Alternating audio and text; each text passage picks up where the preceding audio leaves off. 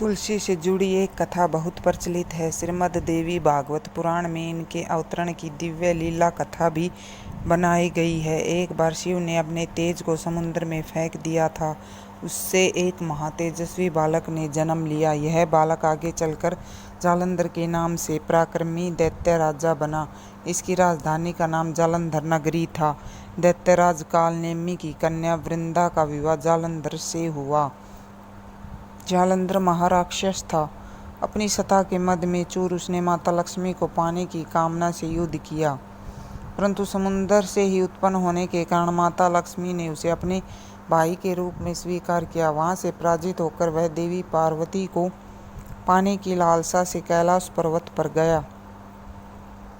भगवान देवाधिदेव शिव का ही रूप धरकर माता पार्वती के समीप गया, परंतु मां ने अपने योग बल से उसे तुरंत पहचान लिया तथा वहां से अंतर्ध्यान हो गई। देवी पार्वती ने क्रुद्ध होकर सारा वृत्तांत भगवान विष्णु को सुनाया।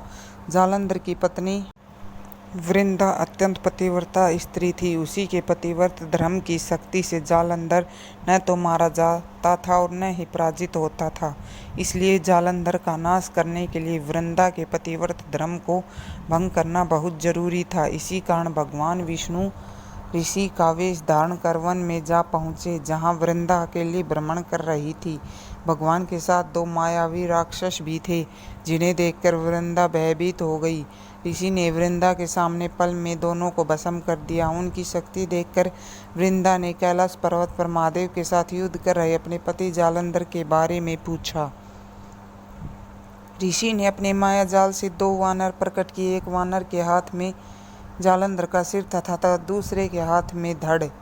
अपने पति की यह दशा देखकर वृंदा मूर्छित होकर गिर पड़ी। होश में आने पर उन्होंने ऋषि रूपी भगवान से विनती की कि वह उसके पति को जीवित करे।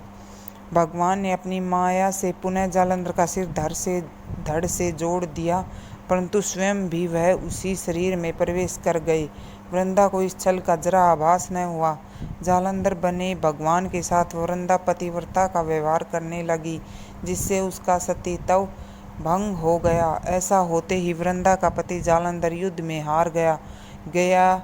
इस सारी लीला का जब वृंदा को पता चला तो उसने क्रुद्ध होकर भगवान विष्णु को शिला होने का श्राप दे दिया तथा स्वयं सती हो गई। जहाँ वृंदा भस्म हुई वहाँ तुलसी का पौधा उगा। भगवान विष्णु ने वृंदा से कहा, हे वृंदा, तुम अपने सतीत्व के कारण मुझे लक्ष्मी से भी अधिक प्रिय हो गई हो। अब तुम तुलसी के रूप में सदा मेरे साथ रहोगी। जो मनुष्य भी मेरे शालिग्राम रूप के साथ तुलसी का विवाह करेगा, उसे इस लोक और परलोक में विपुल यश प्राप्त होगा। जिस घर में तुलसी होती है वहाँ यम के दूत भी है समय नहीं जा सकते। गंगा व नर्मदा के जल में स्नान तथा तुलसी का पूजन बराबर माना जाता है, चाहे मनुष्य कितना भी पापी क्यों न हो।